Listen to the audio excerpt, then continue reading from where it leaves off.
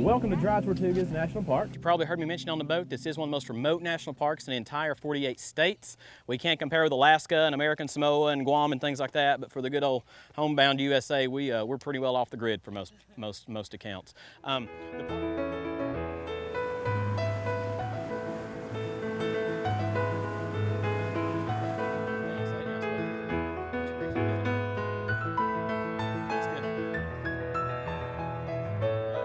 A masonry structure that doesn't have something like rebar in it and internal support system.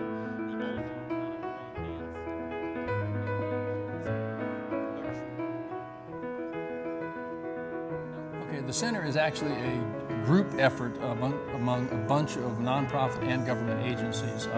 It opened in 2007.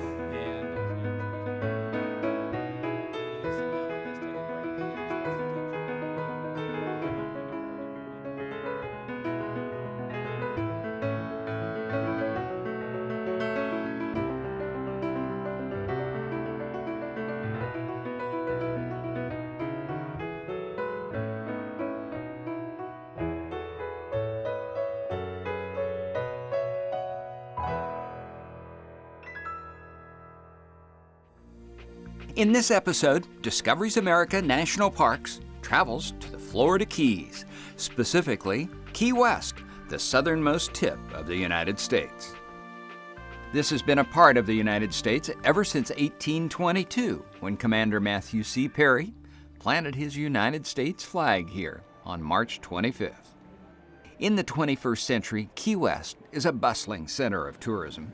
On average, the park itself receives between 60 and 80,000 visitors a year. We do have a downtown visitor center that's an interagency visitor center called the Eco Discovery Center. In addition to the ferry, there's a seaplane service to the island. They offer half and full day trips. Flying time is about 40 minutes. Okay. We are the third largest seacoast fort the United States ever constructed. We are on an island unto ourselves in the middle of nowhere. Why would we have a moat around us? I'll tell you what, let's back up. Why would you build a fort out here at all?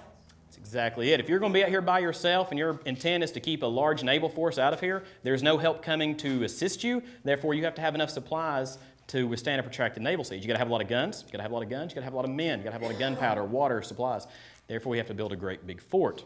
And because you're on your own, then you have to make it very defensible, which is why they chose this particular island. You saw how the ferry had to come in here to get to this anchorage. You know, a little bitty narrow channel. It's very hard to do on a sailboat, okay, especially when people are shooting at you. Up on the very top, which we call the terraplane, okay, you would have a dirt floor, several feet thick. Down below that dirt floor, you would have a fake roof, a gabled roof, constructed over the arch. When the rain comes down, it trickles through the sand, it hits this roof, gets diverted down into a trough, and down, just like running over to here. Actually, we'll go this way. Running over to here, and it gets diverted down into this iron pipe, down into a sand filter they had here, and then into the cistern. It doesn't have something like rebar in it, an internal support system. The only way to get masonry to stand tall and to hold weight on top of it and distribute that load is through the arch. That's why you see it go back to Roman times. Yeah, it's the only way to do it without something inside of it. Yeah, very important. It's supposed to be over 2,000 arches in the fort. Don't know who actually counted that, but I'm going to take them at their word because I'm not going to verify. It's really interesting. But Dr. Samuel Mudd, our most famous prisoner, what did he do? He saved Will Smith's leg. That's exactly right. Everybody know the story. John Wilkes Booth assassinates the president, jumps out of the presidential box where he just killed President Lincoln, lands on the stage, breaks his leg, runs off, goes to a Maryland doctor named Dr. Samuel Mudd. Mudd sets his leg. Booth then leaves. The next day, soldiers find Booth's boot in Mudd's apartment and says, "Hey, what's up with this?" Paraphrasing again. People who are going to go snorkeling later. South Beach right here, North Beach right here. Jellyfish. Less jellyfish.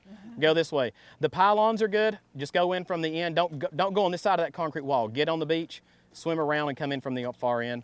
Be very careful. They are old iron encrusted with fire coral. Don't brush up against them. There's plenty of room to get through there. Just don't go in there flashing or flailing around wildly. You'll cut yourself and be unhappy. A lot of big fish.